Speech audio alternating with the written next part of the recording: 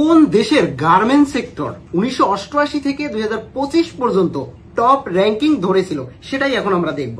আর এর মধ্যে বাংলাদেশ থাকবে কিনা?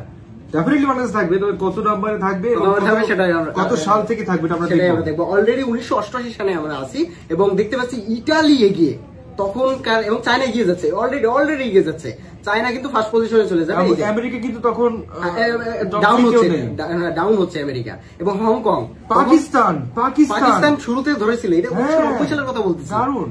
ইন্ডিয়া আসছে, ইন্ডিয়া কত নম্বরে? ইন্ডিয়া প্রায় 7-8 নম্বরে আছে। ইন্ডিয়া কিন্তু ডাউন যাচ্ছে, চায়না উপরে, এবং চায়না ভয়াবহ আকারে বাড়তেছে।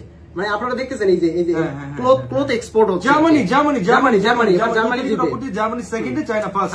China first. তবে আমাদের টার্গেট বাংলাদেশকে টপে নেওয়া। এটা সম্ভব হয়েছে কিনা কোন সালে সেটাও দেখবো, এবং ইন্ডিয়াও দেখবো। ইন্ডিয়া কিন্তু ডাউনে যাচ্ছে, ওদের মার্কেট 1993 সালে খুবই মানে বাজে অবস্থায় ছিল ইন্ডিয়ার মার্কেটটা।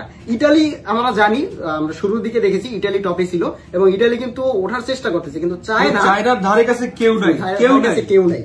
এটা 1994 সালের কথা বলতেছি আমরা। এবার 1995 আসলো, এবং আমরা মেক্সিকোকে দেখতে পাচ্ছি নিচ থেকে কিন্তু উপরে উঠে যাচ্ছে। আর ইউএসএও কিন্তু আস্তে আস্তে ওদের এটাকে বাড়াচ্ছে, চলে আসছে। মেক্সিকো কিন্তু বাড়তেছে, দেখছো? তারপরে নেদারল্যান্ড আছে, জাপান আছে, ইন্দোনেশিয়া। বাহ, দারুণ তো। আমরা অনেকটাই জানি যে টার্কিশ, ওরা যে এক্সপোর্টে এত দারুণ জানা ছিল না।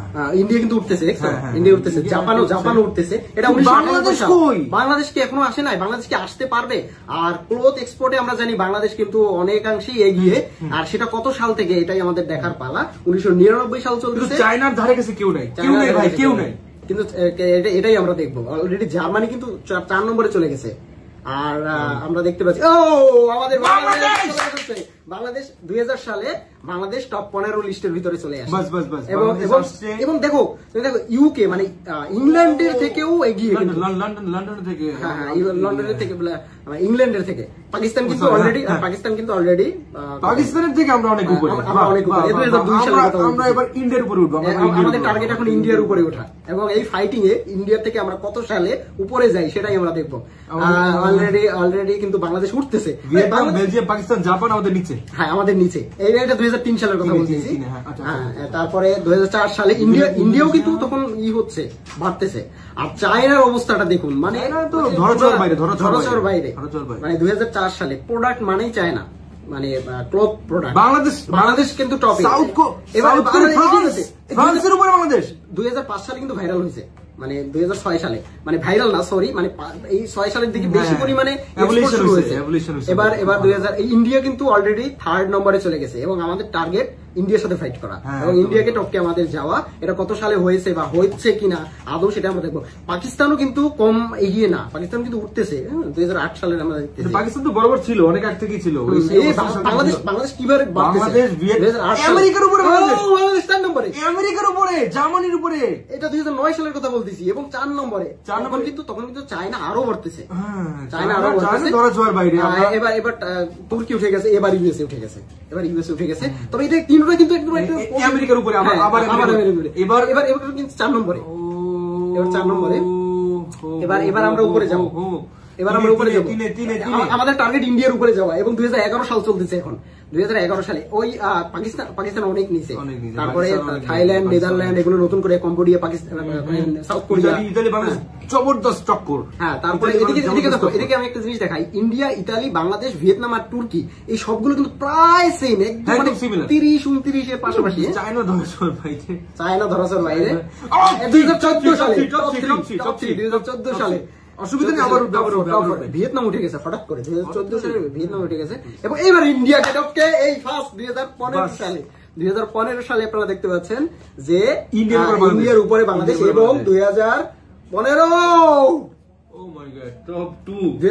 মনে রাখুন, 2016 সালে নাম্বার 2। চায়নাকে আমরা যদি বাদ দিই তাহলে আমরাই কিন্তু ফার্স্ট, এবং 2016 সালে এরা কিন্তু একটা ভিয়েতনামের সাথে ফাইটিং করছে বাংলাদেশ। ইন্ডিয়ার থেকে উপরে, এটাই আমাদের না, আর কিছু লাগবে না। 2017 সাল ভারত পাকিস্তানের উপরে আছি আমরা। হ্যাঁ, পাকিস্তান অনেক নিচে, পাকিস্তান এবং আমরা কিন্তু এই যে $1 বিলিয়ন মানে এই যে ডলার গুলো দেওয়া রয়েছে, আর ভিয়েতনাম কিন্তু এগিয়ে যাচ্ছে। এদিকে ইন্ডিয়াটা কিন্তু একটু বাজারটা কিন্তু অনেক কম, অনেক ডাউনে যাচ্ছে, অনেক down 1919 China, Vietnam, Bangladesh top 3। তারপরে এই যে উঠবে 2020 সাল, ইয়েস টপ 2, করোনার সময় টপ 2 এবং বাড়তেছে। তবে ইন্ডিয়া কিন্তু ওই জায়গাটাই আছে। এটা 2021 সালের কথা বলতেছি এখন।